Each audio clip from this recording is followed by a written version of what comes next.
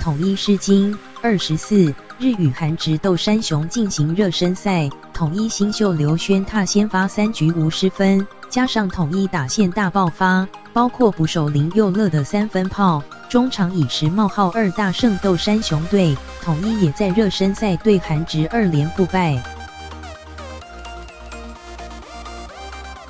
刘轩踏在去年季中选秀被统一狮在第3轮选进，他此役最快球速飙到145公里，主投3局仅被敲出3支安打无失分，表现比上周双狮交流赛还出色。他表示，透过比赛去要求自己投球进垒点及捕手搭配，但还是有许多细节需要加强的。接下来透过每一场热身赛加强自己的稳定性，才能扮演好教练给予的任务。比赛前段，狮子军打线遭到斗山雄压制，前5局虽然仅有2支零星安打，不过棒棒是关键。3局下唐兆廷的穿越安打带有1分打点，帮助狮队先持的点。4局下林佑乐3分炮，一口气将比数拉开。